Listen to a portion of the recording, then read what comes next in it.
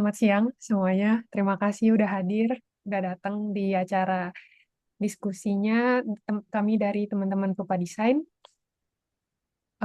Boleh next slide.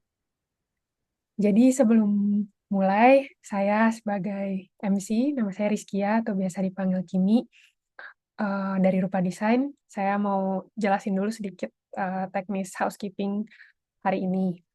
Pertama-tama buat teman-teman audiens bisa tolong menonaktifkan dulu mikrofonnya, kecuali kalau misalnya raise hand terus udah di point buat bicara. Terus sedikit disclaimer juga, ini acaranya akan direkam. Kemudian kalau untuk kamera sebenarnya bebas mau dinyalain atau dimatiin. Terus nanti mungkin yang agak sedikit berbeda dari sesi-sesi sebelumnya, kami juga pakai media Mentimeter supaya teman-teman audiens bisa berinteraksi juga sama teman-teman panelis yang nanti saya perkenalkan. Tapi kalau misalnya Mentimeter ini susah diakses, misalnya nggak ada device kedua pakai HP gitu, kita juga bisa tetap pakai chat box buat eh, kalau ada pertanyaan, kesan-pesan itu boleh taruh di chat box. Boleh next. Jadi mungkin sedikit review lagi apa itu IDD dan eh, kita nih sebenarnya lagi mau bahas apa sih. Jadi acara ini bagian dari World Industrial Design yang tiap tahun, ini udah tahun kesekian, diadain di tiap tanggal 29 Juni oleh World Design Organization, WDO. Dan semua orang satu internasional, semua siapapun di dunia ini yang mau merayakan uh, tentang industrial design untuk memperkuat pembangunan ekonomi, sosial, budaya, dan lingkungan. Tapi tahun ini secara spesifik kita bakal bahas tentang ethical design, etika dalam mendesain, yaitu pendekatan desain yang memastikan desain itu tidak merugikan, baik secara psikologis, sosial, maupun ekologis, sambil meningkatkan kesejahteraan pengguna dan tentunya desainer juga, siapapun yang terlibat di ekosistem desain. Boleh next.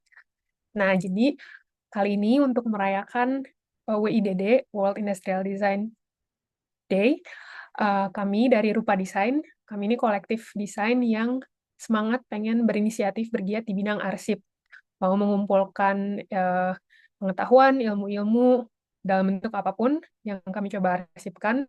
Kami coba bikin sesi diskusi yang menyambungkan antara etika, desain, tapi juga sama arsip.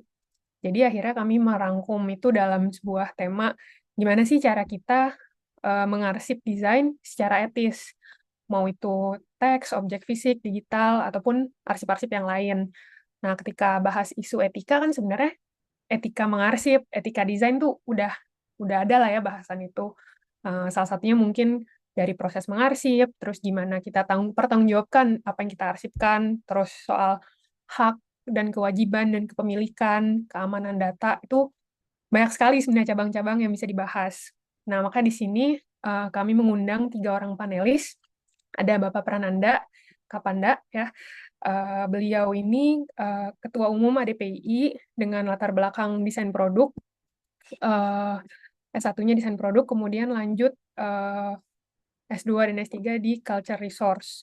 Dan sekarang juga jadi dosen di ITB, pernah juga jadi visiting professor di eh, National Museum of Japanese History. Kemudian kalau di panelis kedua, kami ada Ibu Fani, Kak Fani, yang punya latar belakang arsitek. Eh, Lulus dari UGM, lanjut master dan doktor di bidang World Heritage Studies, dan baru dapat PhD-nya juga tahun ini. Pernah juga menjadi senior designer di Sou Fujimoto, pernah intern di Kengokuma, jadi pengalaman arsitekturnya udah banyak lah ya. Dan beliau juga bikin buku yang mengarsipkan struktur arsitek di Nias dan Lombok. Nanti mungkin kita bisa tanya-tanya lagi di sesi ngobrolnya.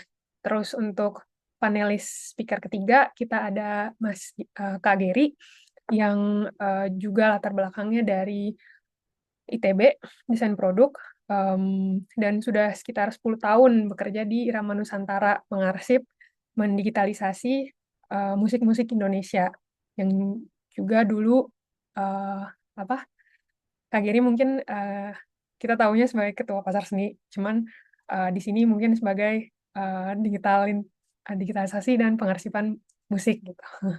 Nah, tapi di sini akhirnya dari berbagai interdisiplin ini, kami pengen punya aja diskusi yang membuka perspektif dan pandangan teman-teman audiens yang asumsi kami mungkin banyakan desainer atau mahasiswa desain, apa sih pentingnya mengarsip dan apa sih kenapa harus beretika gitu dalam mengarsip, nggak bisa sembarangan cuman simpan-simpan arsip gitu.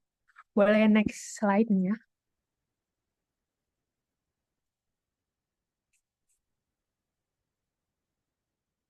Nah, jadi kan tadi aku sempat bahas ya, kalau dalam sesi ini tuh kami mencoba semoga supaya yang ngobrol tuh nggak cuman panelisnya dan saya sebagai moderator atau MC, tapi teman-teman audiens juga kalau ingin berpendapat, kayak nanti kami ada pertanyaan, bisa ikut juga sumbang jawabanmu dengan si Mentimeter ini. Jadi dengan dari handphone, di scan QR code-nya, atau bisa masukin ke menti.com, jadi terutama buat yang punya dua device ya. Jadi laptopnya misalnya buat nonton Zoom ini, terus di HP-nya boleh banget di scan ini.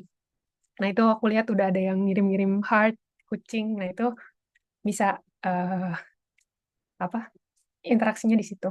Nanti mungkin dari teman-teman Rupa Desain aku titip berkala kita drop lagi kali ya si ininya di chat. Jadi kalau ada teman-teman yang baru datang atau miss ininya bisa join lagi. Mungkin tapi sekarang kita next dulu aja.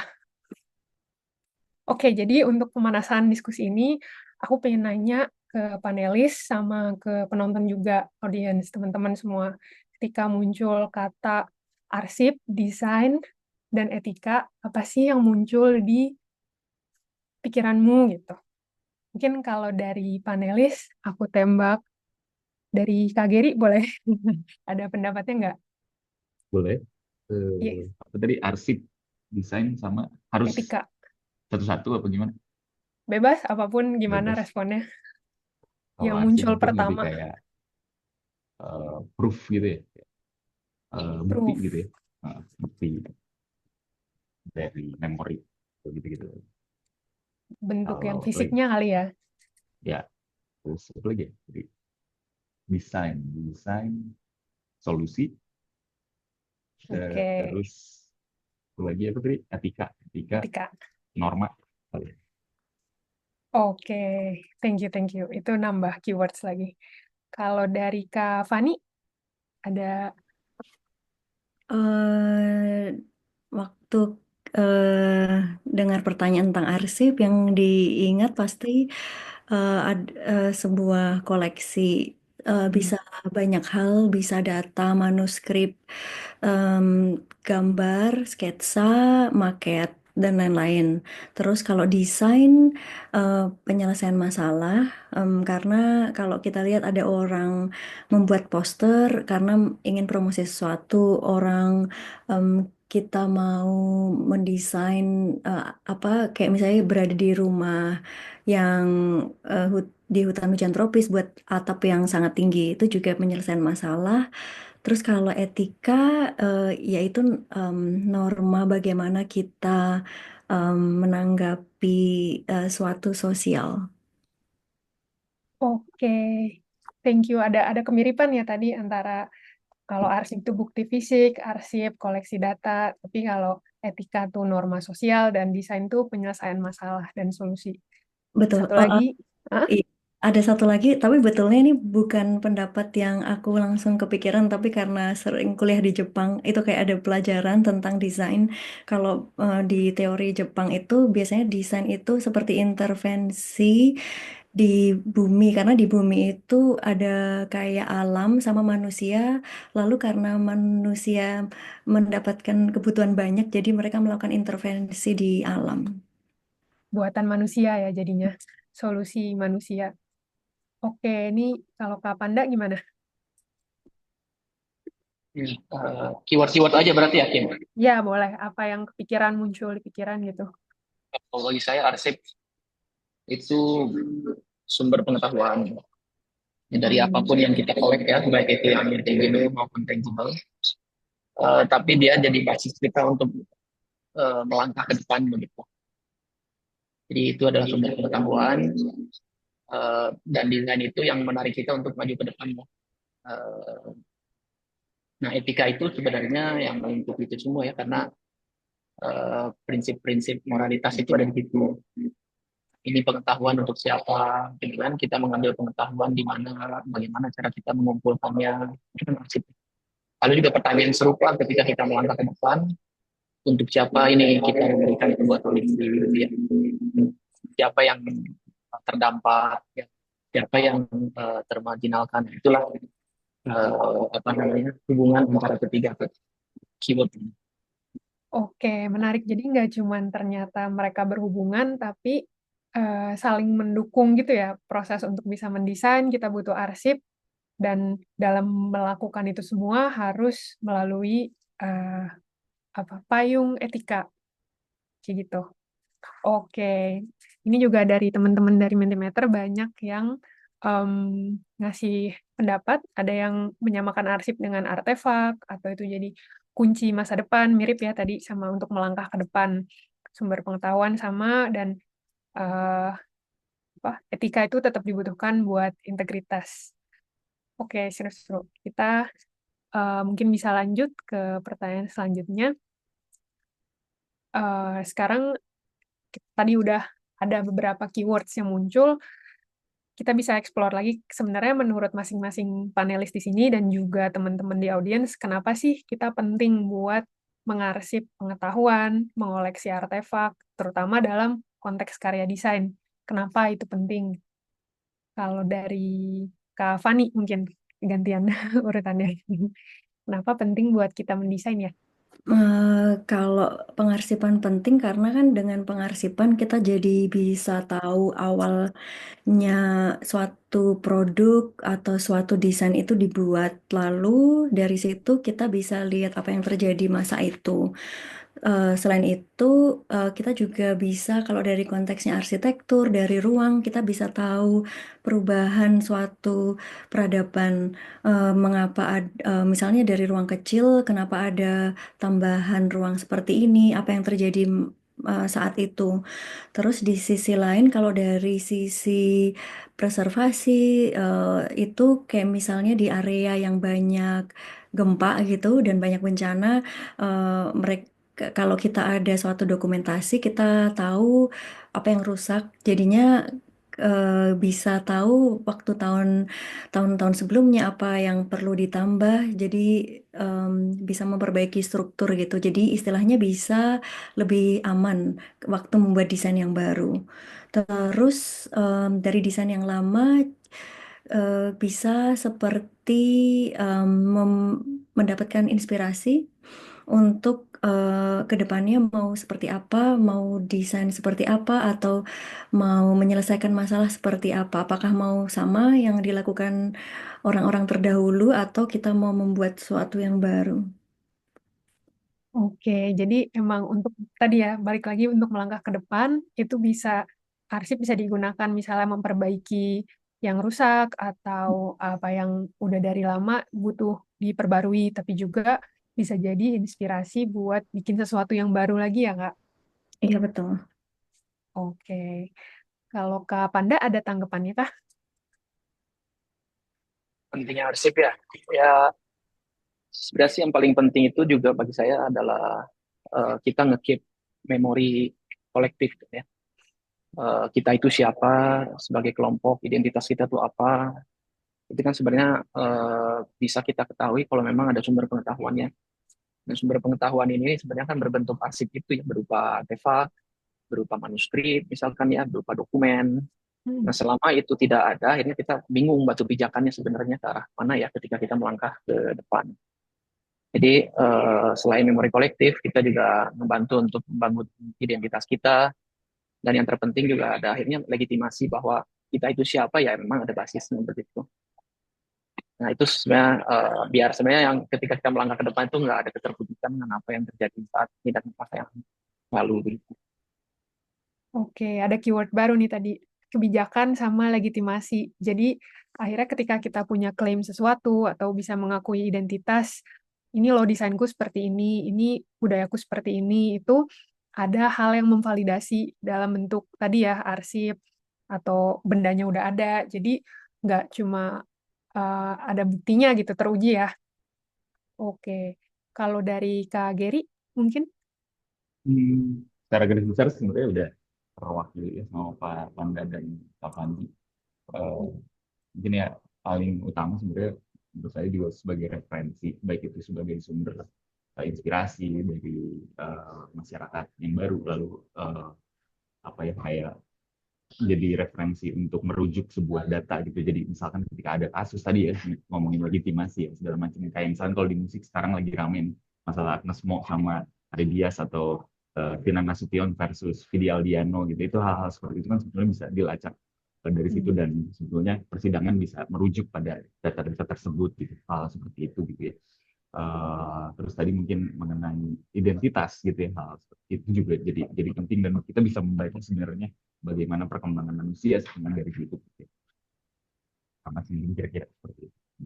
Oke, seru-seru. Jadi ketika ditarik jauh, nggak cuman mengarsip mengumpulkan informasi, tapi ketika kena kasus atau ada hal-hal yang tidak diinginkan, kita bisa trace back lagi dulu tuh kayak gimana karena semuanya rapi terarsip. Makanya kita butuh ngarsipin itu gitu. Apalagi ya ini konteksnya tadi misalnya ada contoh dari musik, tapi juga bisa diadopsi ke desain dan arsitektur dan semua yang lain gitu ya. Kalau misalnya kita review sedikit ini dari pendapat teman-teman, bisa di-scroll mungkin ya. Jadi mengenal identitas, tadi juga kesebut ya, tolak ukur mungkin juga jadi patokan. Tadi ya referensi juga gitu, udah pernah ada karya kayak gini, gimana kita bikin yang baru, misalnya desainnya dokumentasi. Nggak semua hal harus menciptakan sesuatu yang baru, kadang melihat ke belakang. Reflection untuk proses desain berikutnya, pencatatan pemikiran, arsip kayak pribadi buat portfolio. Nah, aku agak penasaran nih, mungkin kalau dari teman-teman speakers, panelis, ada mengarsip buat diri pribadi sendiri nggak sih? Boleh siapapun yang mau jawab duluan. Mengarsip diri sendiri itu maksudnya apa? Maksudnya kehidupan pribadi saya atau gimana? Bisa, mungkin kalau statusnya sebagai desainer kan, ya apa Oh, semua sketsanya disimpan dengan rapi, atau menulis diary pun ya itu mengarsip kan. ya kalau saya pribadi memang sebisa mungkin kita, ya kalau saya mencoba mengarsipkan, ya. Mengarsipkan itu bukan berarti harus dalam bentuk yang dokumen harus rapi, nggak juga sih. Emang nggak serapi itu juga saya, tapi setidaknya kita bisa utilize sosial media ya, Instagram dan seterusnya, itu pun jelas medium untuk bisa kita aktifkan. Kalau kita Oke. simple bagus kayak atau misalkan ide-ide, taking notes. Paling simple sebenarnya note taking. Oke. Nah, itu kalau kita lihat lagi misalkan 7 tahun yang lalu, 10 tahun yang lalu ngapain, itu sebenarnya bisa membantu juga kan apa yang terjadi gitu ya. Hmm. Dengan ngepost di sosmed buat arsip sendiri, tapi juga orang lain bisa akses gitu ya, bisa di-sharing sekalian Tuh. gitu. Tapi kan kalau misalkan ini bisa kita private ya. Iya, Mbak Kimi kan punya second account kan ya. Nah itu. astaga. Eh, kalau Kak Fani gimana? Mungkin selain praktik profesional di hari-hari ada mengarsip diri sendiri nggak? Soalnya ini aku tertarik nih ada yang jawab di Mentimeter arsip karya pribadi buat portfolio. Oke, kalau selain di arsitektur, aku hobi dari SMA itu fotografi. Hmm. Terus jadi setiap sering banget ambil foto dari kamera analog. Tapi di sisi lain juga itu kayaknya karena kepribadian. Jadi ada yang bilang orang yang suka fotografi itu cukup sentimental karena tidak bisa satu momen itu berhenti di situ. Jadi kayak terus difoto, terus ntar untuk lihat lagi. Jadi aku yang hampir tiap hari dokumentasi lebih ke fotografi, bisa dari foto, kamera atau dari HP. Terus kalau yang untuk hubungannya sama karya tapi bukan pekerjaan utama, karena lumayan dari kecil eh, sering kayak sewaktu tinggal di Jogja suka banget nonton film. Jadi cita-cita itu ingin kayak buat film gitu, bisa setiap minggu ke bioskop waktu dulu di Jogja. Terus dari riset, dari eh, jurusan, beberapa sketsa didapet. Terus sama tim buku yang Tanah Nusa itu kita bikin apa, animasi. Kita lagi proses bikin film short animasi gitu. Oke. Keren banget Kak. Nanti sharing-sharing ya tadi proses mengarsipnya gimana. Jadi mungkin untuk pertanyaan yang ini kita sudahi dulu. Kita next ke pertanyaan selanjutnya. Nah, kayak em, sebenarnya sebelum lanjut ke yang ini, aku pengen minta dari kakak-kakak panelis buat sharing pengalamannya dalam sebenarnya selama ini udah pernah mengarsip apa sih? Tadi kan aku teasing-teasing dikit ya, kayak ada di bidang arsitektur atau bidang musik. Mungkin aku boleh start dari Kak Panda buat kalau ada yang mau di-share screen, ditunjukin em, video atau foto sambil diceritain aja prosesnya dan etika dalam mengarsip prosesnya gimana sih? Mangga Kak. Bentar, kita gimana cara share screen deh. Yang Oh ini, hijau di bawah. bentar. Ide. Ini udah kelihatan belum? Oke, sudah. Yang making nature ini ya? Yes. Oke. Ini singkat aja ya, biar nanti kita lebih ramai diskusi. Yes. Pada dasarnya kalau bagi saya pribadi, designing itu sebenarnya di semua stepnya itu kita sudah mengarsipkan. Kita hanya saja mungkin tidak sadar melakukan itu ya. Ketika kita memilih informasi, kita mendapatkan melakukan interview misalkan, atau akhirnya kita menerjemahkan itu menjadi sebuah desain, itu sebenarnya kan kita mengarsipkan momen-momen yang kita encounter, kita temui dalam wujud yang beda-beda ya, nggak cuma tekstual, bisa video, bisa produk makan ya. Nah, produk saja sebetulnya manifestasi dari pengarsipan itu sendiri begitu. Baik, anyway, balik ke beberapa praktik yang saya lakukan. Ini beberapa project Making Nature yang waktu itu saya kolaborasi dengan rekan saya namanya Nick Gan di Brighton begitu ya. Waktu itu sebenarnya ingin mengarsipkan juga ya, mengetahui dulu, memahami dan mengarsipkan pengetahuan-pengetahuan para perajin di UK dan di Indonesia, dan kaitannya ke ekosistem lingkungannya itu seperti apa gitu. Dan kita ingin melihat apakah culture dan nature itu sebenarnya satu hal yang tidak terpisahkan, karena selama ini kan culture dan nature itu selalu terpisahkan. Nah, kita keliling lah, kalau saya ke 20 tempat ya di Jawa Barat.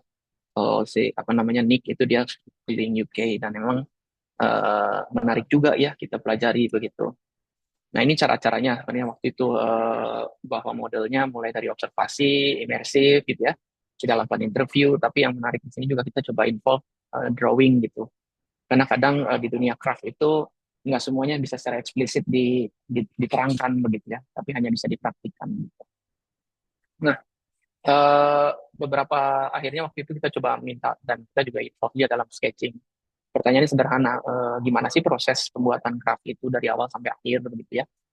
Nah, disitulah kita bersama-sama, ada yang memang bisa sketsa sendiri, ada yang akhirnya kita assist begitu. Nah, memang di sini kita bisa pahami bahwa craft itu nggak hanya melulu mindsetnya itu adalah hanya membuat objek, tapi juga ada yang berpikir bahwa dengan membuat craft, akhirnya pohon yang ada di sekeliling kita itu tumbuh lebih sehat, begitu ya. Atau dengan adanya craft di sini sebenarnya kita juga membantu rusa itu bisa lebih panjang hidupnya, begitu ya. Jadi emang ada keluar informasi-informasi seperti itu yang bertolak belakang lah sebenarnya dengan proses desain. Ya, karena kalau desain kan selalu pusatnya adalah manusia. Gitu. Apapun yang kita lakukan selama bisa menyenangkan manusia itu adalah keberhasilan desain. Jadi, makanya istilah human centric design itu muncul. Nah, dari sini kita bisa tahu ya, bahwa meskipun perajin yang di UK maupun Indonesia, kita ada kesamaan bagaimana mereka mempersepsikan lingkungan itu adalah bagian dari ekosistem melakukan kerajinan. Nah, selain itu juga akhirnya kita coba melakukan video ya, mengoleksi lah cerita-cerita dari para perajin. Contoh salah satu perajinnya dia menceritakan bagaimana dia mengambil terus material dari pohon aren ya, tapi itu bagian dari dia menyegarkan pohon itu biar tumbuh sehat begitu. Nah, ini memang informasi-informasi yang selama ini mungkin kita nggak tahu begitu ya, karena tidak terasipkan juga begitu. Nah, rasanya ini penting begitu, akhirnya jadi pengetahuan bagi saya yang selama ini di dunia desain luput gitu ya mempertimbangkan non-human aspek ini. Nah, ini akhirnya kita arsipkan di digitalisasi. Aduh, saya lupa masukin, tapi ada di dalam website arsip bersama lah ya, namanya Making Nature begitu.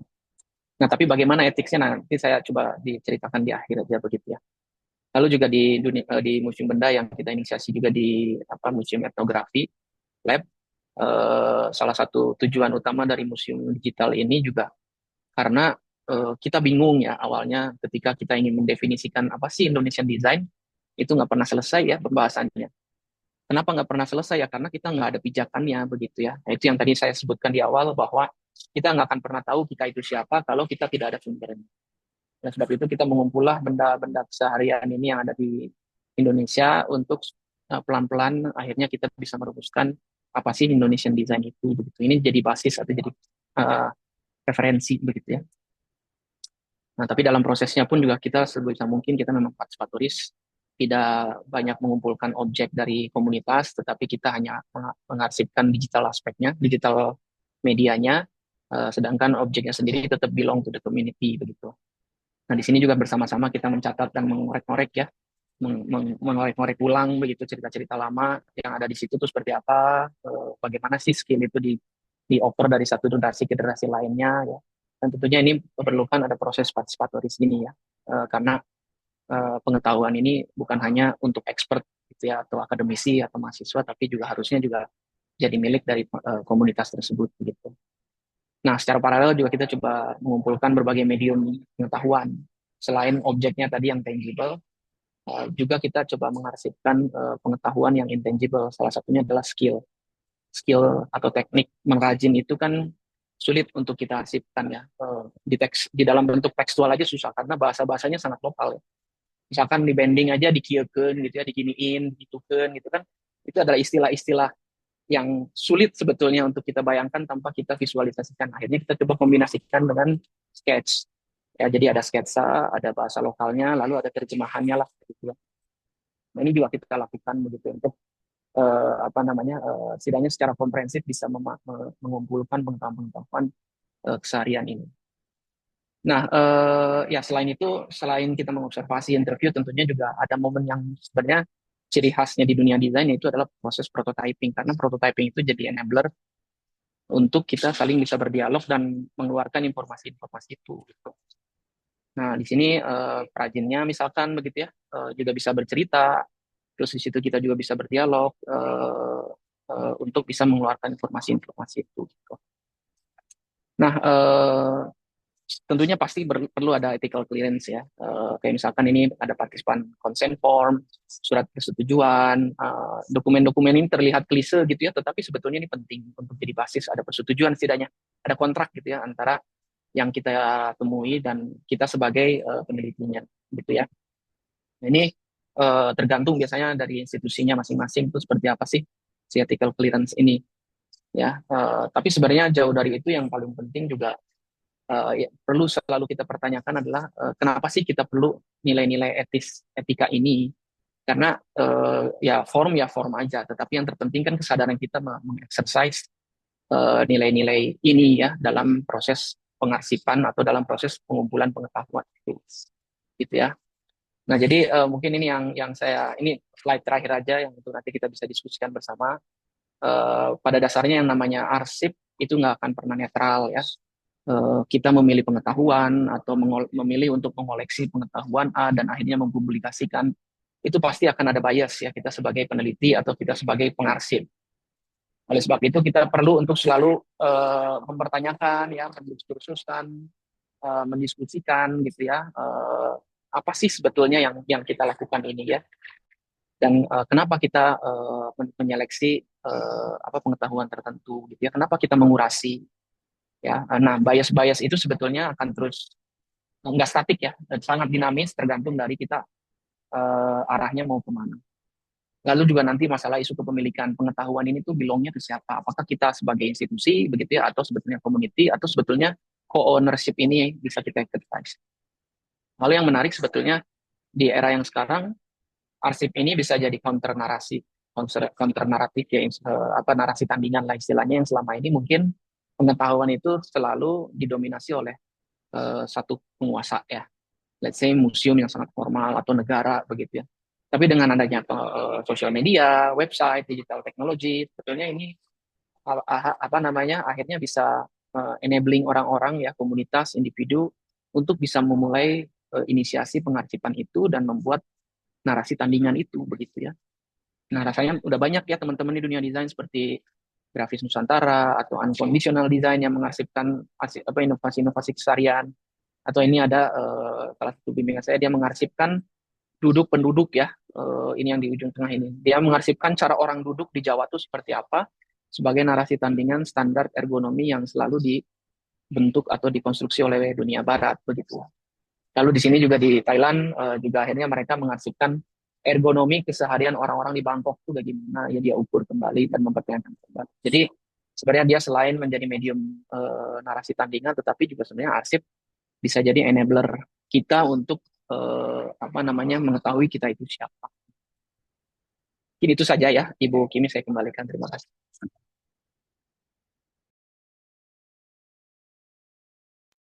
Ya, thank you. Aku baru unmute. Terima kasih sharingnya. Tadi aku juga belajar banyak banget.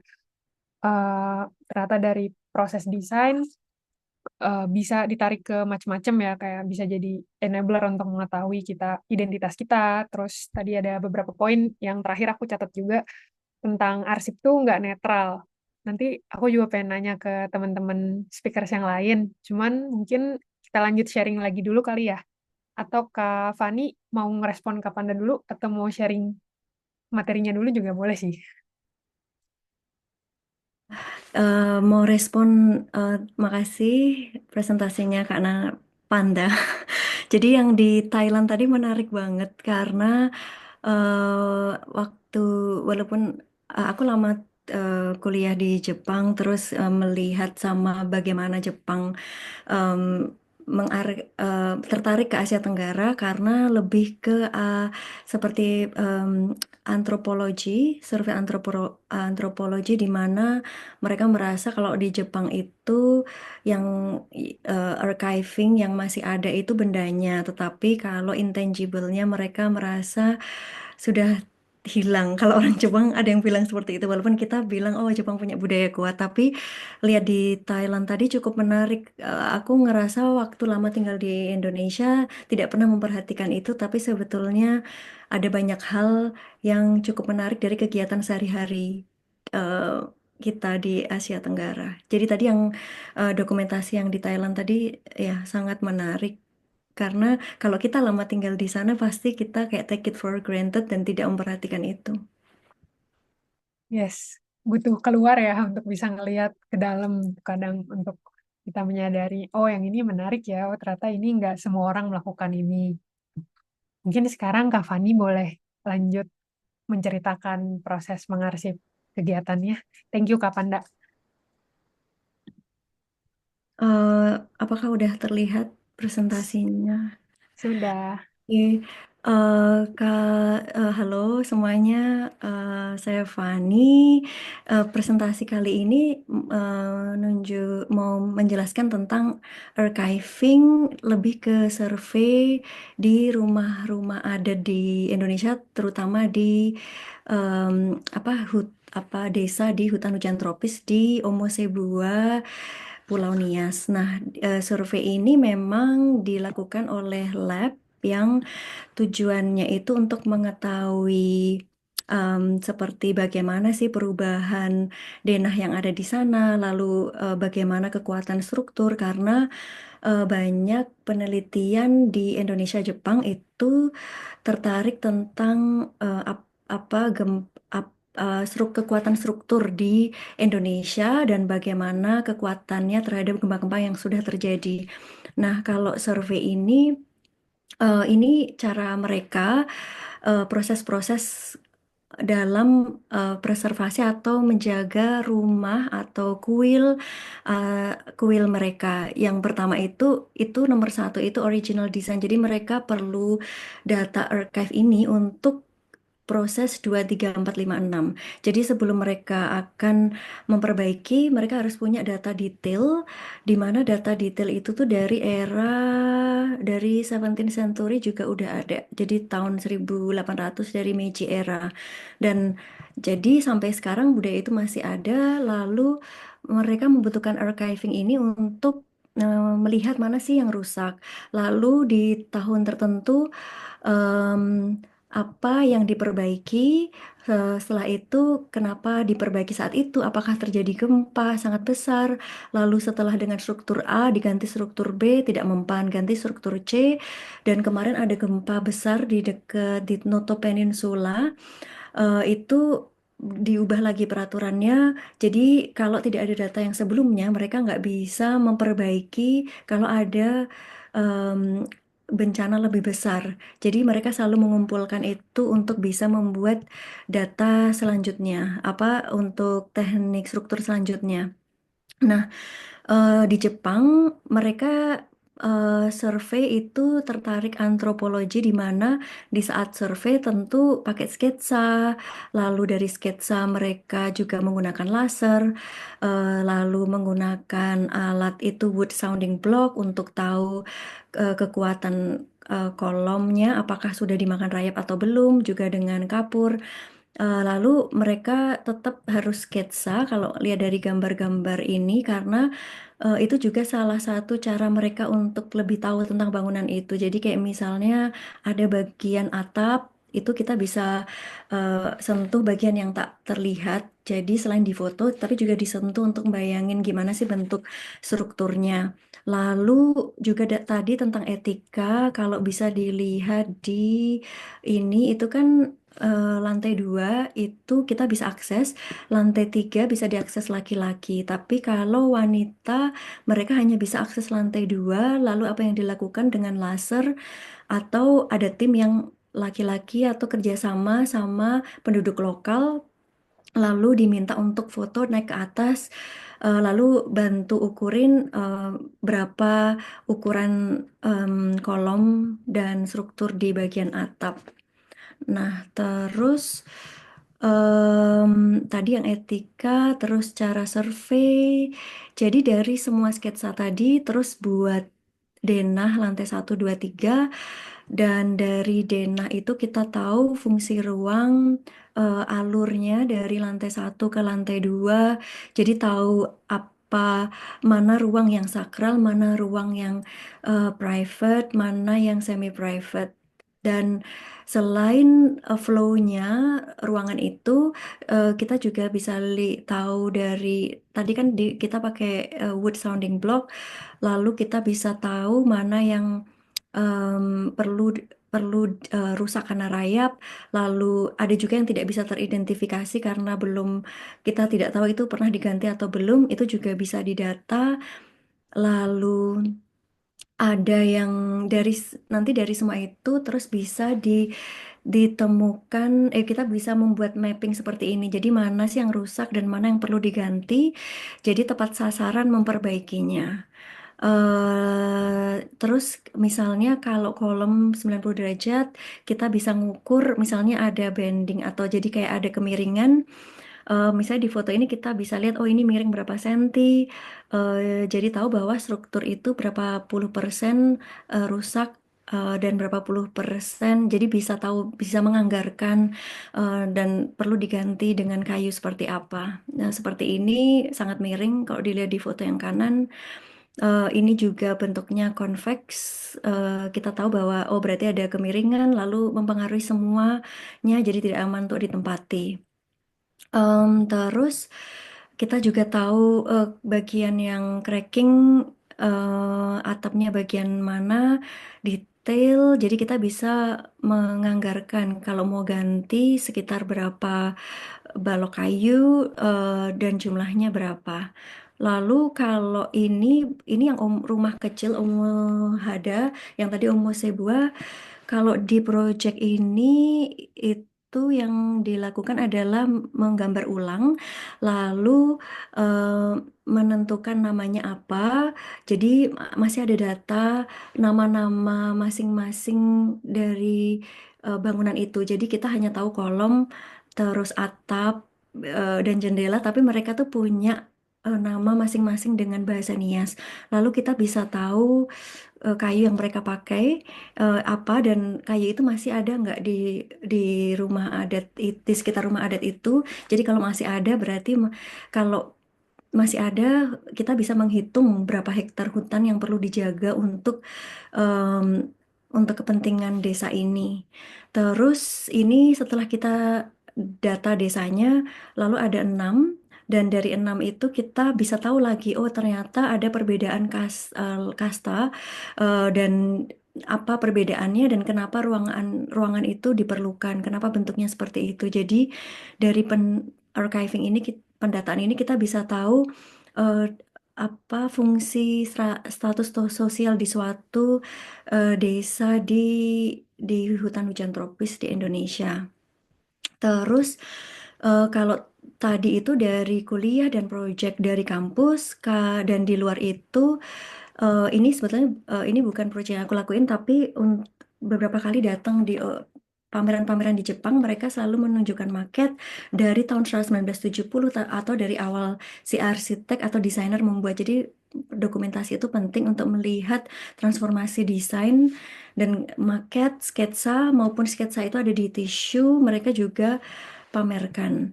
Lalu saya dan teman-teman membuat Tanah Nusa, cerita Tanah Nusantara, membuat buku seri Nias dan juga Gumi Sasak, di mana Nias fokus ke struktur dan kayu, Gumi Sasak tentang hubungan ruang dan upacara-upacara yang mereka pakai di rumah. Lalu berpikir selain buku, apalagi yang bisa kita hadirkan, kita beri ke masyarakat tentang lebih luas tentang survei, lalu berpikir membuat short movie animation tapi lebih ke menggunakan elemen-elemen dari survei. Kita menceritakan tentang apa yang terjadi jika archiving itu hilang, karena terinspirasi dari film banyak seperti The Matrix, terus film Alien, dan kita berpikir karena ini independen, lalu tim itu juga di arsitektur biasa menggunakan 3D, terus berpikir membuat yang paling reasonable biayanya, yaitu dengan 3D dan render dan full animasi. Terus dari tadi yang untuk transformasi ke desain, lalu kalau dari survei-survei tadi juga bisa kita kolaborasi ini dengan ada teman fashion designer, dia juga buat street fashion, di mana ingin mengenalkan apa yang digunakan, lambang-lambang yang digunakan untuk suku-suku di Indonesia, untuk apa upacara sakral. Tapi waktu kita mau menggambar lagi, tentu nggak menggambar sama persis, tapi kita transformasikan jenis berbeda, lalu dari karya baju itu dan stiker, lalu kita ceritakan ke masyarakat di Jepang dan bisa digunakan untuk street fashion. Oke, itu kok dari aku. Thank you. Thank you, Kak Fani. Tadi seru banget dari awal survei diceritain dari datang langsung ke site survei, site visit, terus dapat banyak data dan akhirnya diolah jadi tadi disebut beberapa output ya. Ada dari bikin buku juga, udah 2 buku, terus lagi ongoing bikin film, terus juga kolaborasi sama teman-teman fashion design yang jadi pada akhirnya si penelitian pengumpulan arsip nggak berhenti di si arsiparisnya, tapi juga dikomunikasikan lagi gitu ke masyarakat, pengen ngenalin terutama ini mungkin tadi ngambil identitasnya dari Indonesia, diperkenalkan di internasional, di Jepang gitu ya. Kalau aku pengen tanya pendapatnya Kak Geri nih, sebelum akhirnya lanjut ke sharing sessionnya, ada respon atau pengen komentar dari pemaparannya Kak Fani nggak? Tadi yang seru gitu ya, yang ada satu proyek yang sifatnya mungkin lebih spekulatif, gimana ketika arsip itu hilang terus segala macam, lalu akhirnya ya udah mulai mikirin hal-hal seperti itu gitu. Jadi bisa membayangkan sebenarnya gimana kontrasnya si fungsi arsip itu ya gitu. Jadi kita bisa ngerasain sebenarnya mungkin fungsi arsip itu ada di mana. Jadi ketika arsip nggak ada, uh, dunia akan seperti apa gitu ya, mungkin imajinasinya seperti apa, spekulasinya seperti apa, itu seru sih sebetulnya.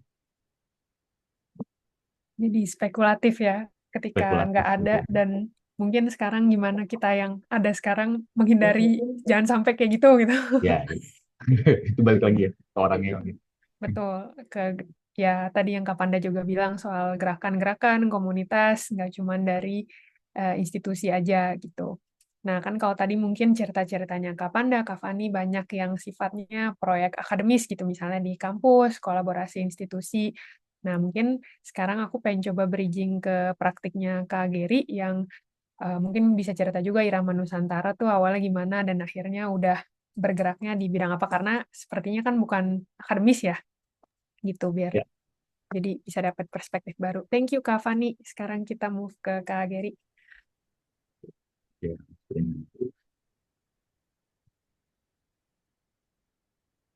Kelihatan? Oke, aman. Perkenalin dulu mungkin yang saya jalani. Di Ramon Sementara sendiri, saya udah bekerja sejak 2015. Jadi udah lama setelah lulus, terus langsung nggak sengaja cemplung di Nusantara dan ternyata betah sampai sekarang ngurusin hasil-hasil musik populer Indonesia. Sebelumnya mungkin Irama Nusantara itu apa? Irama Nusantara itu sendiri adalah sebuah institusi atau yayasan non profit yang fokusnya sebetulnya mungkin agak berbeda ya dari dari topik utama hari ini juga yang lebih fokus pada dunia desain. Tapi kalau Irama Nusantara sendiri sebenarnya fokusnya adalah melakukan pengasipan digital terhadap musik-musik populer yang ada di Indonesia. Musik populer di sini juga ini secara definisi perlu diluruskan, musik populer itu bukan sebuah musik sebuah genre musik pop gitu ya, tapi populer di situ adalah musik yang pernah dirilis dan disebarluaskan ke publik gitu ya secara luas gitu ke masyarakat, sehingga di dalamnya sebetulnya musiknya bisa macam-macam, ada yang tradisional, ada yang anjong, ada yang jazz, ada yang rock, macam-macam seperti itu. Itu semuanya kita digitalkan. Jadi kita fokus tidak mengumpulkan materi fisiknya, tapi justru kita hanya mendigitalkan saja semuanya dan mengunggahnya ke sebuah pustaka digital. Gitu kita menganggapnya sebagai perpustakaan digital. Alamatnya ini Irama Nusantara untuk RG. Mungkin bisa sedikit lihat di apa discovery si website-nya. Ini kelihatan kan nih? Saya masuk ke website Irama Nusantara. Masuk, masuk. Masuk ya? Masuk ya? Contoh ya, kayak gini. Jadi mungkin yang cukup terkait sama desain jadi kepikiran ini adalah sebenarnya desain grafis ya. Jadi kita bisa melihat sebenarnya sampel-sampel album yang pernah dipakai gitu ya untuk merilis sebuah musik gitu ya atau karya rekam. Bisa dilihat semua, jadi semua visual yang ternampak pada si rilisan itu kita scan dan akhirnya kita catat di sini. Nah, itu terus semua ini juga entitasnya akhirnya kita buat apa ya hyperlink gitu ya. Sebenarnya mungkin mengadopsi ya fitur yang umum pada situs internet gitu ya. Tapi di sini akhirnya sehingga bisa jadi data-datanya terkumpul gitu ya. Misalnya ini siapa, lalu dia pernah merilis apa saja, lalu dia pernah tampil di mana saja yang bukan tulisan yang terkait dengan dia. Ini nanti harapannya ke depan akan ada catatan mengenai tokoh-tokoh tersebut, lalu ada arsip-arsip terkait di luar dari arsip utama kita yang memang fokus pada rilisan. Nah, selain rilisan, kita juga mulai sejak 2018, kalau nggak salah, kita mulai sedikit-sedikit masukin pustaka. Jadi ada referensi majalah-majalah populer yang mungkin notabene bisa dibilang isinya banyak musik gitu ya. Ini seperti ini majalah Twill, majalah yang ada di Bandung sekitar tahun 67 sampai 78, lalu kemudian pindah ke Jakarta setelahnya menjadi majalah umum, dan kita bisa lihat semua si isinya kira-kira seperti itu ya. Fokus sementara sih masih di situ ya, masih di rilisan utama, balik lagi ke sini. Sejauh ini udah ada per Januari 2025 udah ada 8.118 rilisan atau sekitar 71.217 lagu yang terdigitalisasi oleh kami. Itu rilisannya dari tahun 20-an sampai 2000 20-an dalam format shellac, vinyl, dan kaset pita. Jadi shellac itu sebetulnya mungkin teman-teman yang nggak tahu, kalau yang sekarang banyak beredar di publik itu tuh sebenarnya piringan hitam yang vinyl, bukan yang shellac. Nah, shellac itu yang sebelumnya dulu format kalau di umum mungkin sering kita mendengarnya gramofon gitu ya, yang biasanya menggunakan di pemutarnya itu yang pakai corong besar kayak gitu. Nah, yang menarik sebenarnya ini tuh kan sebenarnya semuanya adalah sebuah karya-karya cipta yang mempunyai intellectual property gitu ya, kayak di dalam karya rekam ini. Nah, dan sebagian besar sebenarnya katakanlah dari tahun 20-an sampai 2000-an itu banyak juga yang masih eksis gitu secara IP-nya gitu. Sehingga sebetulnya karena kita di yang Nusantara.org ini menampilkan semuanya, bahkan preview audionya kita tampilkan, banyak orang akhirnya semacam apa ya, melihat ada blur gitu ya, batas yang cukup imajiner gitu. Apakah sebetulnya ini tuh streaming platform seperti Spotify atau Apple Music atau merek lainnya gitu ya. Tapi alih-alih dari itu kita sebenarnya di sini tidak menganggap si lagu-lagu tersebut atau karya rekam tersebut sebagai komoditas, tapi sebagai informasi justru kita melihat. Jadi banyak fitur-fitur yang katakan kalau kita lihat di Spotify gitu, seperti bikin playlist atau bisa maju mundurin si si toggle uh, toggle dari si durasinya gitu ya, itu nggak bisa dimainin di situ. Jadi kita nggak punya kontrol terhadap si lagu tersebut gitu. Jadi kalau emang mau dengerin ya dengerin dari awal sampai akhir sebetulnya kayak gitu. Jadi kita buat batasan tersebut gitu ya, untuk menghindari adanya kekhawatiran orang-orang gitu ya, bahwa sebetulnya ini adalah platform perpustakaan digital gitu kira-kira. Nah, selain itu juga kita buat sebuah pernyataan di website. Ini merujuk pada Undang-Undang Nomor 43 tahun 2009 dan Undang-Undang Nomor 13 tahun 2018 mengenai karya simpan, serah terima dan simpan karya rekam dan cetak, kalau nggak salah kira-kira seperti ini.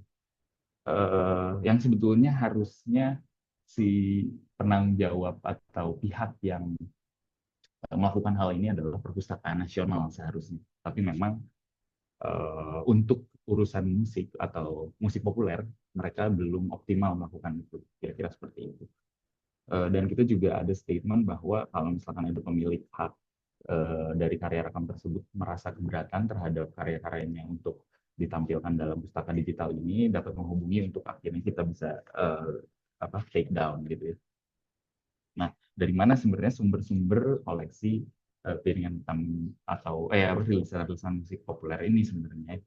Macam-macam sebetulnya, dari mulai personal, perorangan gitu ya, koleksi-koleksi perorangan, lalu ada kayak pedagang, bahkan kita samperin lalu kita pinjem, terus ada perpustakaan-perpustakaan, label rekaman, stasiun radio, baik yang itu swasta maupun RRI gitu yang sifatnya pemerintahan, komunitas, bahkan instansi lainnya yang memang mempunyai koleksi yang signifikan. Jadi biasanya kita pinjam, dan mulai 2021 kita mulai berjejaring, ada ke 6 kota sampai sejauh ini, ada di Medan, Bandung, Yogyakarta, lalu Makassar, dan Denpasar, untuk membantu melakukan digitisasi terhadap rilisan musik yang ada di seluruh Indonesia. Karena kita kalau fokus hanya di Jakarta kayaknya nggak akan beres-beres gitu kira-kira. Karena dari ujung Sabang sampai Merauke kan sebetulnya ada industri musik populer Indonesia gitu. Nah, terkait dengan accession atau acquisition gitu ya, walaupun mungkin sifatnya sangat tidak material gitu ya, hanya digitalnya saja, tapi kita juga biasanya terhadap si pemilik koleksi itu selalu menyertakan hal-hal ini ya. Pertama, dokumen izin seperti tadi yang sama mungkin disebutkan juga sama Panda sebelumnya. Kita buat kontrak atau NDA atau dan lain sebagainya ya, bebas, itu sebenarnya masing-masing agreement gitu ya antara pemilik koleksi dengan kita gitu. Apakah itu boleh ditayangkan atau segala macam. Lalu beberapa hal penting lainnya kita biasanya juga buat ada satu katalog digital, kita buatnya Google Sheet seperti biasa sehingga bisa diakses oleh tim internal kita. Itu dulu tuh koleksi yang kita dapetin yang ini tuh dapetnya dari siapa kayak gitu, terus nomor katalognya kita ada berdasarkan nomor katalog dari rilisan maupun juga nomor katalog dari internal kita, jadi semacam prosedur kita, terus nama pemilik. Kalau misalkan katanya sih kalau propernya harusnya runutan kepemilikan juga akan lebih baik kalau misalkan bisa ditulis gitu, tapi biasanya sih kita hanya menuliskan nama pemilik atau nama sumber koleksi, terus apakah itu terkait dengan haki siapa saja, kalau misalkan bisa itu dicatat kontaknya siapa, lalu apakah ada isi privasi dan kondisi dari arsipnya tersebut sebetulnya gitu biasanya kita tuliskan. Nah, ngomongin juga tentang etik, itu sebetulnya ada secara proper, itu mungkin bisa menjadi standar buat teman-teman juga.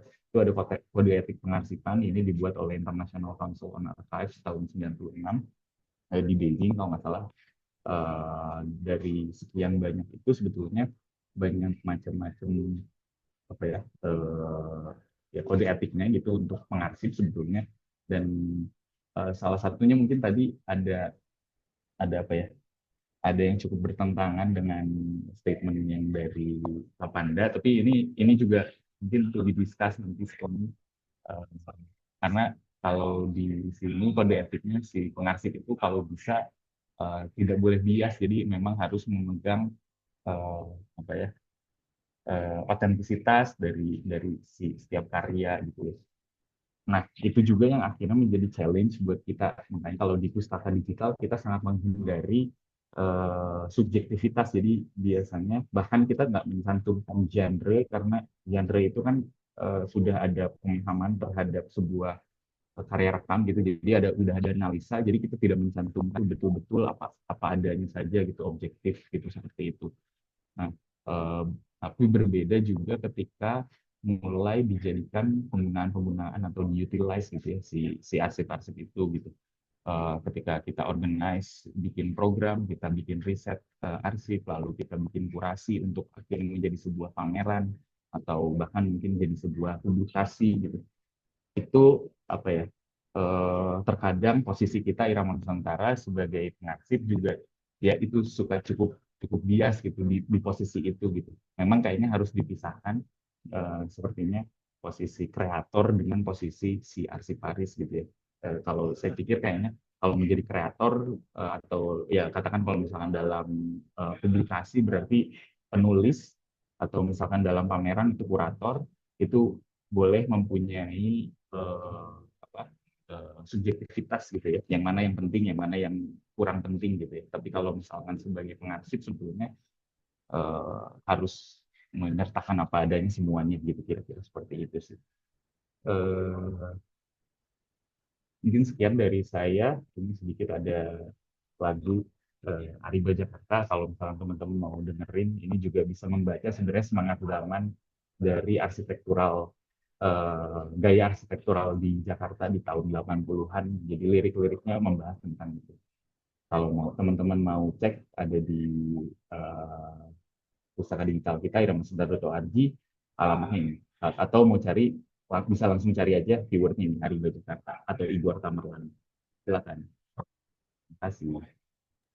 Thank you Kak Giri udah sharing tadi. Jadi ada banyak elemen dalam mengarsip karya-karya musik di Irama Nusantara, dan ternyata nggak sekedar cuman mendigitalisasi ya, nggak cuman nge-convert tadi misalnya dari piringan hitam pindah jadi ada di website, tapi di dalamnya juga ada isu-isu soal hak cipta, kepemilikan, dan tadi menariknya malah ada semacam kontradiksi. Kalau tadi Kapanda bilang arsip itu bias, tapi ketika ada aturan universal, International Council of Archive bilang kayak justru nggak boleh bias. Dan akhirnya tadi arsip pun nggak berhenti di sekedar mengumpulkan aja koleksinya, tapi mungkin mirip sama yang tadi Kak Fani juga lakukan, kalau akhirnya ada utilization, penggunaan lagi arsip itu jadi pameran, dikurasi lagi, dan aku rasa dengan adanya website ini juga akhirnya kan udah bentuk diseminasi ya, jadi nggak berhenti cuman perpustakaan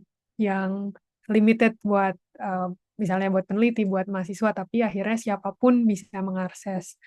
Nah ini kalau aku boleh minta komentar, respon dari Kak Panda mungkin, jadi kita full circle. Tadi dari uh, sharingnya Kak Geri, ada pendapat, komentar nggak? Terima kasih Kak Dewi, Mbak Kimi. Ya, sebenarnya kalau yang tadi disebutkan menarik karena perihal tadi ya ada karena kepemilikan dari musik itu clear gitu ya dengan adanya perlindungan hak cipta. Namun tadi misalkan akhirnya kan ada nggak nggak konflik tetapi ada pertentangan gitu ya. Ini sebenarnya kepemilikannya siapa dan saya itu menarik ketika Irama Nusantara mulai apa namanya memberi pagar-pagar begitu ya apakah kita tidak bisa mendengarkan secara full stream gitu kan. Tapi yang terpenting di situ sebenarnya yaitu yang membedakan dengan platform streaming musik ya di situ ada proses produksi pengetahuan itu ya di mana di situ ada apa namanya hasil riset yang dituliskan lalu juga ada dokumen-dokumen pendukung seperti apa tadi majalah-majalah begitu kan itu sebetulnya dalam proses pengetahuan itu cross medium dan sumber pengetahuan itu penting gitu ya sehingga kita tidak terpaku dalam satu bentuk pengetahuan saja tapi kita mencoba memvalidasinya dengan dalam pengetahuan itu. Nah ini yang sepertinya praktik-praktik pengarsipan itu memang harusnya seperti ini begitu ya. Nah jadi itu gitu ya. Tapi perihal yang bias ini menarik sih sebenarnya karena memang secara normatif kita sebagai pengarsip, kita sebagai peneliti memang selalu harus berupaya netral begitu ya. Itu memang normatifnya, tetapi ya nggak bisa dihindari hal itu terjadi apalagi dalam apa namanya mengarsipkan pengetahuan. Ya secara sederhananya ketika zamannya Soeharto musik genjer-genjer aja nggak boleh dibuka kan. Sekarang mungkin nggak boleh begitu ya. Buku pun sama bukunya Pram itu nggak boleh beredar gitu kan sekarang nggak boleh begitu rezim ganti artinya kan sebenarnya bayangkan saja waktu itu mungkin praktik-praktik kurasi itu atau proses-proses pengarsipan itu ya harus sesuai dengan ideologi penguasa saat itu ya kalau kita membuat pengarsipan alternatif bisa dibredel gitu kan nah, itu kan sebenarnya bentuk-bentuk bias yang sistemik gitu ya gitu tentunya bias itu ada baik itu secara institusional maupun secara individu. Nah yang terpenting sebenarnya apa namanya bukan menegasikan bias atau seolah-olah bias itu tidak ada, tetapi justru kita embrace itu, kita diskusikan itu sehingga apa namanya ya bisa lebih reflektif gitu ya ketika kita mulai mengasihkan, kita mulai ini. Nah selama diskusi-diskusi itu terus dilakukan, akhirnya kita bisa lebih apa namanya bias itu bisa ngambil. Itu Oke, komentar. thank you Kak Panda. Kalau dari Kak Fani, ini mumpung kayaknya topik bias nih bisa terjadi di interdisiplin ya, dimanapun saat mengarsip. Kak Fani ada thoughts on si bias dalam mengarsip ini nggak? Um, Kalau thought on bias, aku berpikir malah lebih ke tidak bias gitu. Jadi um, aku setuju misalnya di waktu ada dokumentasi lalu membuat website, entah itu musik ataukah objek, dan kita tidak membuat kategori-kategori karena tujuannya adalah melihat secara netral, jadi bisa lebih apa? Jadi bisa waktu kita mendokumentasikan itu bisa dilihat dari segala eh, pihak, dari segala apa, dari segala topik. Karena kalau nanti ada bias gitu, kita mendokumentasikannya akan terbatas. Oke, oke. Thank you. Nah, ini mungkin setelah tadi kakak-kakak panelis presentasi, kita bisa lanjut share Mentimeternya ya, Kak Jejes. Jadi yang sekarang ada satu pertanyaan terakhir yang kami juga pengen nanyain ke teman-teman. Ketika tadi dengar juga udah sharingnya para panelis praktiknya ada macam-macam, ada bikin website, bikin buku, mengarsip dengan komunitas, dengan eh, macam-macam stakeholder, kayak akhirnya hal-hal apa aja sih yang perlu dipertimbangkan secara etika, praktik-praktik yang etis tuh dalam bentuk apa? Kalau tadi kulihat kan ada semacam consent form ya, kalau Kak Panda tadi sama Kak Geri juga ada NDA, ada dokumen-dokumen administratif. Kalau dari Kak Fani tadi pertimbangan etika adalah ketika ada aturan adat, rumah bangunan rumah tersebut nggak boleh dinaikin perempuan, akhirnya gimana ya menyiasati hal itu. Nah, mungkin kalau teman-teman audiens bisa, apalagi nih yang kepikiran hal-hal apa ya yang perlu dipertimbangkan secara etis kalau mau mengarsip sebuah desain.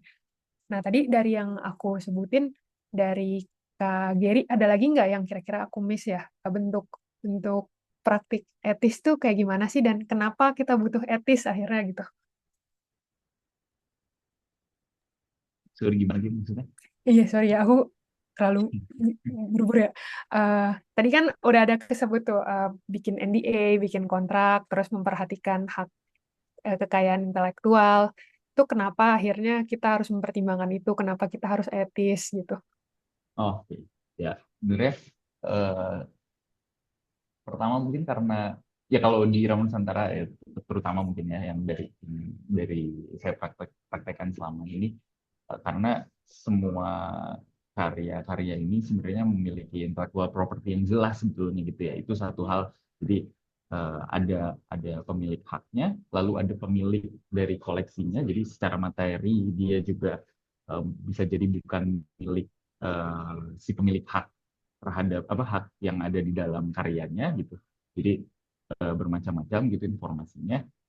Eh, jadi kita juga ya perlu sadar khawatirnya ada ketidaknyamanan gitu ya. Memang mungkin nanti ketika kita tayangkan atau apa gitu itu menimbulkan kerugian gitu ya. Katakan seperti itu atau resiko buat si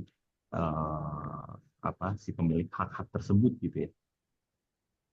Sederhana itu sih mungkin kira-kira kalau kenapa perlu ada itu ya. Jadi kenapa harus ethical? Kata kuncinya tuh supaya menghindari kerugian bagi siapapun yang terlibat gitu ya, Kak. Iya, Kayak kira-kira seperti itu ya. aku lihatnya kalaupun tadi ada si pemilik hak dan koleksi, tapi juga akhirnya kalau kita tarik jauh lagi, etika juga dipertimbangkan buat keselamatan si pengarsipnya misalnya, atau kayak jadi semua stakeholder, semua aktor yang terlibat, karena etika pada akhirnya aturan atau moral muncul untuk keselamatan bersama, gitu kan ya?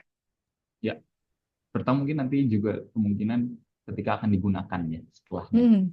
Jadi ketika ini jadi referensi, lalu ada orang lain, pihak lain yang akan menggunakan, itu kita tahu gitu, langkah-langkah apa saja gitu sebetulnya yang harus diurus gitu ya.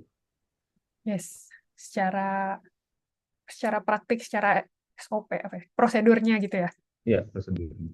Biasanya gitu juga kalau di Ramu Nusantara. Jadi misalkan ada pihak yang mau pinjam audio apa gitu untuk kebutuhan apa, itu pasti kita buat NDA juga sama persis seperti Oke, ketika kita melakukan akuisisi. Dan kita baik. nggak ngurus rights-nya Gimana tuh maksudnya nggak ngurus tambahannya. Jadi rights? karena bukan kita yang punya hak terhadap rights itu gitu. Irama Oh, Nusantara di situ kan nggak punya wewenang sebetulnya terhadap rights-nya. Jadi kita biasanya justru minta mereka untuk urus dulu, udah dapet proof-nya ke kita, baru balik lagi ke kita untuk akhirnya dapetin si materi yang mereka butuhkan gitu. Paham ya I maksudnya? see. Ya, karena tadi Ramah Nusantara akhirnya juga bekerjanya dalam semacam jejaring gitu ya, kayak berkoneksi sama banyak pihak. Bukan. Jadi karena kan sih misal gini, ini lagunya siapa ya, Kinan Nasution ini misalkan mau dipakai sama Vidi Aldiano kontak ke Irama Nusantara gitu. Oh, Contohnya gitu oke. ya. Mau minta nih lagunya audionya si Kinan Nasution misalkan katakan seperti itu gitu ya. Nah, tapi nanti kegunaannya untuk komersial apa segala macam. Nah, ketika seperti itu kan kita nggak punya hak terhadap lagu-lagunya Kinan Nasution kan. Irama Nusantara kan Oh, di sini oke. hanya penyimpan kan, Sebagai menyimpan data aja perpustakaan sebagai gitu ya. perpustakaan. Ketika mau Oke. menggunakan secara komersial, silahkan Vidi urus dulu ke Kinan Nasution gitu. Kayak gitu kira-kira. Siap, Kebayang ya? siap. Yes, thank you. Mungkin aku geser dikit ke Kak Fani.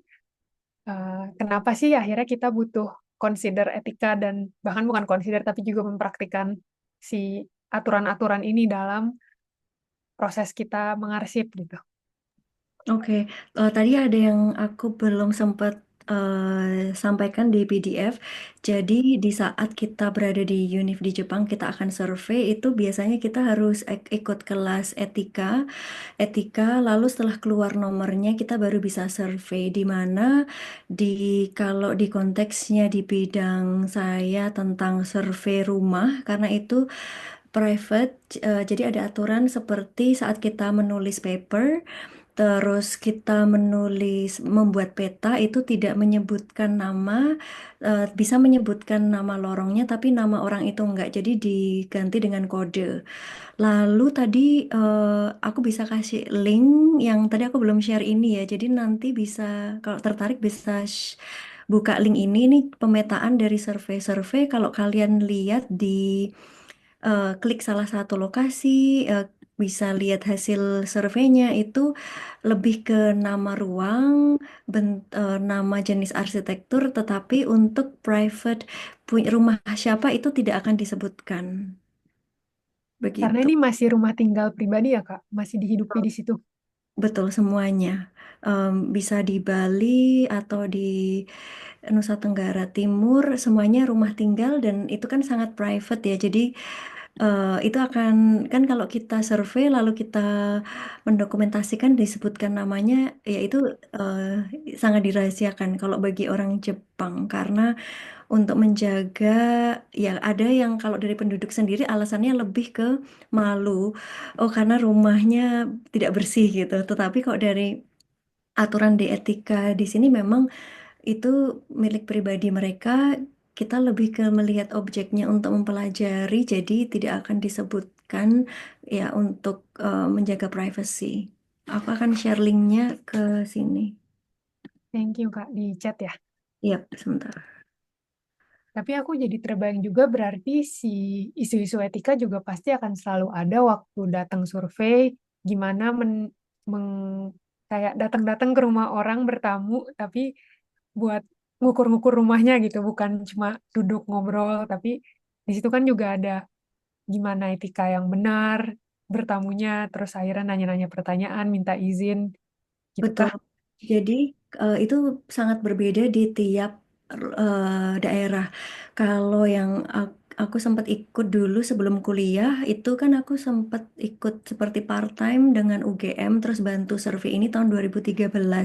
Dan mereka bilang selama 10 tahun itu mereka nggak bisa langsung dekat. Jadi tahun ketiga, keempat mulai dekat, dan tahun ke-10 baru mereka bebas. Tapi perlu ada banyak pendekatan, surat izin ke pemerintah, lalu ternyata pemerintah mereka juga tidak dekat karena ada ketua adat, jadi harus izin ke ketua adat. Tetapi kalau kita izin ke ketua adat oke, pemerintah nggak oke, nanti juga dipersulit untuk surveinya. Jadi kayak perlu berlapis-lapis dan juga beda, misalnya di Pulau Nias berbeda di daerah dekat Batakaro atau ke Sulawesi. Terus di Sumba itu beda-beda. Jadi perlu dari banyak pihak, betulnya cukup kompleks. Hmm. Seru-seru. Thank you, Kak. Kalau nih terakhir dari Kak Panda, ada gimana akhirnya pendapat Kak Panda soal kenapa etik tuh harus dijalani, diikuti lebih dari sekedar normatif, lebih dari sekedar tadi kan disebut nggak cuman kertas apa, oke butuh di approve ethical clearance, tapi kenapa sih kita tetap butuh itu gitu? Ya, pada dasarnya kan itu kan dasar banget ya, karena etika itu kan ujung-ujungnya sebenarnya sangat dinamis, dia nggak statik ya. Eh, tapi karena begitulah akhirnya kita kan nggak bisa hanya apa namanya berpegang pada satu formula yang pasti, beda sama aturan lah. Aturan hukum kan udah fix ya, meskipun sebetulnya juga bisa dimodifikasi juga ujung-ujungnya ya, tergantung dari. Tapi etik ini kan karena yang sebenarnya sangat abu-abu juga ya. nggak mengikat gitu ya secara hukum. Nah, tetapi justru itu yang harusnya kita sadari betul dari awal ya. Ketika kita memulai riset, kita memulai desain itu, ya pertanyakan juga kepada siapa sih kita akan melakukan riset ini, gitu kan. Ini terlepas dari teknis yang tadi ya, misalkan consent form, ethical clearance, dan lain-lain. Dan ini mungkin akan lebih bahasnya di tataran prinsipal, karena itu yang akan membuat kita memutuskan saya meriset A, saya mengasih rumah A, rumah B, atau saya mengasih benda C. Dan sebenarnya ketika disitulah bias-bias itu muncul gitu ya. Kayak contoh, saya lebih cenderung mengarsipkan benda-benda keseharian begitu ya, bukan benda-benda adiluhung yang dimiliki oleh keluarga raja, royal family dan seterusnya. Ya, ini praktik-praktik yang umum dilakukan begitu ya. Dan itu kan nggak pernah kita pertanyakan ya. Sampai akhirnya sekarang mulai lah, oke kita harusnya berpihak kepada hal-hal yang keseharian. Ya. Kemarin saya juga lihat tuh di Instagram IKEA di mana ya, akhirnya mereka mendisplay kitchen yang benar-benar ala-ala rumah Indonesia begitu. Nah itu kan sebenarnya ada bermula dari apa sih gitu ya, akhirnya orang melihat itu. Dulu ingat banget zaman dulu ya, di zaman saya masih mungkin kalau dulu desain yang paling ideal tuh desain yang ala Jepang gitu ya, Japanese design atau Scandinavian design. Ingat banget ya, kafe-kafe semuanya industrial. Itu kan sebetulnya biasnya para desainer gitu ya saat itu. Kenapa sih terjadi saat itu ya? Karena mungkin nggak pernah ada yang mempertanyakan gitu ya, nggak akan pernah ada yang sebetulnya desain warung yang ada di apa namanya depan kampus kita tuh sebenarnya desain juga. Itu kan baru akhirnya sekarang-sekarang diskusi itu muncul gitu ya, karena memang ada bias yang harus selalu kita diskusikan. Nah, sebelum masuk ke tataran riset yang lebih praktikal, seharusnya selalu kita mendasari dulu ya. Kenapa sih kita memihak gitu ya kepada kelompok yang mungkin selama ini nggak pernah terasihkan ya. Atau kenapa kita harus mempertanyakan bentuk praktik-praktik desain gitu ya yang selama ini mungkin sangat balkonsentrik gitu misalkan itu.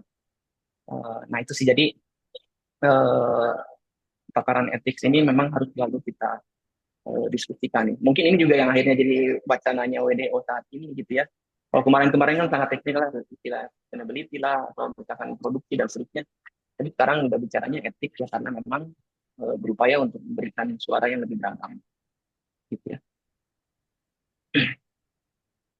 Oke, thank you Kak. Jadi emang pada akhirnya kita juga dari awal di luar normatif tadi ada consent form, ada hal-hal yang secara checklist udah, tapi dari apa ya?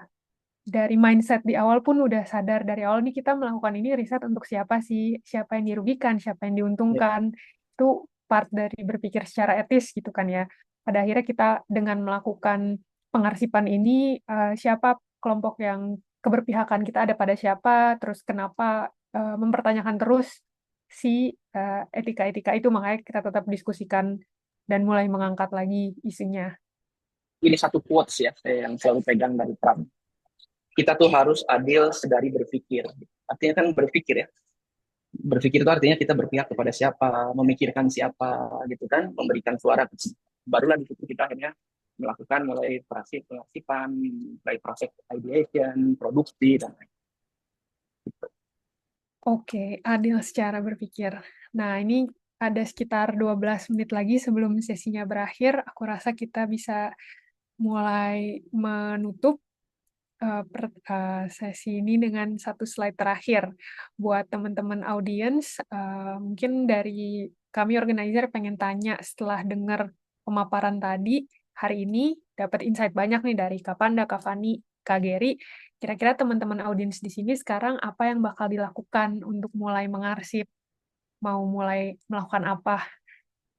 Nah, terus juga buat dari kakak-kakak audiens juga mungkin aku minta satu semacam closing statement atau akhirnya bisa sama-sama ngajak desainer-desainer muda atau akhirnya teman-teman mahasiswa atau bahkan mungkin senior desainer pun kayak akhirnya gimana bisa mulai mengarsip tuh mulai dari mana ya gitu. Mungkin dari Kak Fani boleh? Kayak apa hal terkecil yang bisa kita lakukan gitu mulai dari sekarang kalau belum mulai mengarsip.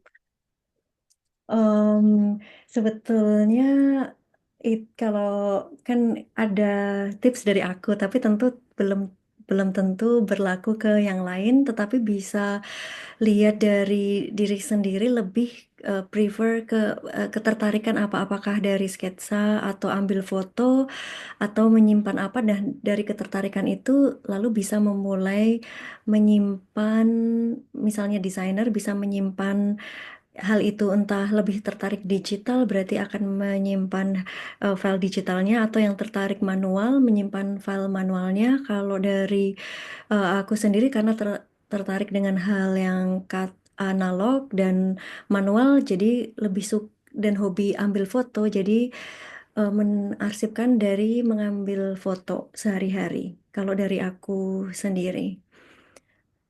Ya itu. Terus kalau kayak closing statement, sebetulnya dulu sebelum pindah Jepang, aku hidup lumayan 2 tahun di Cina dan bertemu dengan banyak desainer di sana, terus baca banyak buku-buku dan aku lumayan tertarik. Ada satu namanya Wang Yangmin. Dia setelah Confucius sih, dia Neo-Confucian dan selalu bilang eh, eh, apa archive itu penting, tetapi akan penting lagi jika itu bisa melakukan sesuatu gitu. Jadi apa ya, kata lengkapnya itu to know and not to act is not truly know. Jadi di saat ada archive itu lalu bisa disebarkan dan dilakukan, itu lebih berguna untuk peradaban manusia. Itu, thank you. Thank you, Kak. Tadi nama quote dari siapa tadi? Wang Yangmin. Wang Yangmin. To know and not to act is not truly know. Gitu Iya, ya. Jadi kayak kalaupun iya, kita udah punya informasi tapi kita nggak melakukan apa-apa dengan itu, ya sama aja nggak berguna gitu ya. iya. Oke, Betul. nah ini thank you Kak. Ini juga udah mulai banyak satu-satu jawaban masuk. Mungkin kita geser ke Kak Gary. Boleh ada dua tadi tuh berarti gimana mengarsip mulai mengarsip dari hal-hal paling kecil keseharian gimana dan closing statement. Yang paling standar sebetulnya paling mudah mungkin ya adalah mencatat ya, baik itu Catat. mencatat secara eh, apa langsung gitu ya, analog gitu ya, pakai pakai diary gitu atau pakai buku gitu, poin atau digital gitu ya, hal seperti itu gitu. Atau bahkan mungkin sesederhana ketika kita mengerjakan hal-hal baik itu di depan laptop gitu misalnya, itu tuh apa ya, ter katalogi dengan baik mungkin ya, misal contoh gitu kayak saya misalkan setidaknya di Google Drive gitu, itu ada folder-folder yang cukup rapi gitu, sehingga untuk memudahkan juga kita gitu ya, saya misalnya saya secara pribadi gitu, jadi misalkan itu mau menelusuri data yang mana ketika ada kebutuhan di masa depan, oh tahu dari lewat yang ini gitu, itu kan sebenarnya udah secara tidak langsung membuat metadata gitu ya, metadata dalam cataloging sebelumnya gitu. Terus apa lagi ya? Mungkin untuk kreator, untuk desainer agak berbeda mungkin ya. Kalau musisi itu sebetulnya paling baik adalah mempublikasikan, karena hak cipta musik itu kan hak cipta yang sifatnya bukan hak industri, mungkin beda kalau di desain produk desain gitu, itu kan hak industri ya. Kalau kalau di musik hak cipta itu ketika dipublikasikan otomatis dia akan menempel. Jadi tidak perlu didaftarkan kembali, dia otomatis menempel pada si pencipta gitu. Jadi kalau membuat musisi di sini ada teman-teman yang memang suka berkarya musik, ya harusnya merekam lalu ya publikasikan aja gitu. Karena secara tidak langsung itu akan terdokumentasikan seharusnya. Lalu kalau misalkan desainer nanti harusnya yaitu karena regulasinya hak industri, malah jangan asal dipublikasikan gitu ya, tapi harus didaftarkan dulu, baru setelah diterima baru boleh didaftarkan, apa baru boleh dipublikasikan kalau nggak salah seperti itu. Kayak gitu, Hmm. kalau nanti mungkin Kapanda bisa bantu meluruskan. Terus dari closing statement, Terus kalimat closing terakhir statement terakhir mau ada apa ya, ngomongin pesan. ethical tadi mungkin, ethical Hmm. design, ya ketika mau mengarsipkan atau ya eh, ya apa mengumpulkan data ya untuk referensi referensi riset atau apapun gitu ya, itu jangan menganggap sebagai data gitu, tapi di situ juga hanya sebagai komoditi gitu ya, tapi itu ada informasi dan ada orang yang memproduce informasi tersebut ya, itu harus diperhatikan sih sebenarnya, mungkin kira-kira seperti itu ya. Jadi tidak serta-merta hanya menganggap itu sebagai perilaku konsumtif gitu, tapi kita harus concern dengan apa yang kita konsumsi, kira-kira seperti itu. Oke, thank you. Jadi tadi soal jangan hanya anggap sebagai komoditi gitu ya, dan akhirnya eh, menyimpan hasil karyanya sendiri. Ya. Terakhir dari thank you. Terakhir dari Kak Panda, kenapa penting mengconsider etik dan sorry kok itu lagi maaf. Akhirnya gimana bisa mengarsip dari hal paling kecil di keseharian, mulainya dari mana, dan closing statement-nya apa untuk sesi ini? Pesan-pesan buat kakak-kakak, adik-adik yang lagi menonton.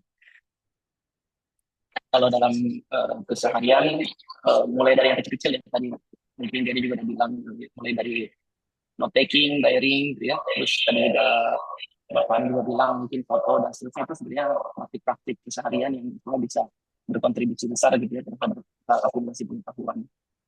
Itu bisa, kalau saya sih bikin biasanya antara analog dan digital itu harus lumayan imbang lah gitu ya. Lalu yang kedua, kalau misalkan di dunia digital ini, apalagi dengan seterusnya, itu juga kita bisa kontribusi lebih besar lagi. Karena apalagi di dunia AI, ChatGPT dan seterusnya itu juga sangat bias. Coba aja, saya pernah kemarin ngobrol ya, tolong gambarkan orang ganteng menurut kamu, keluarnya white male, pakai suits, pakai besi. Tolong gambarkan juga wanita cantik, pasti white gitu ya, karena memang akhirnya saya tanya, kenapa kamu sangat bias?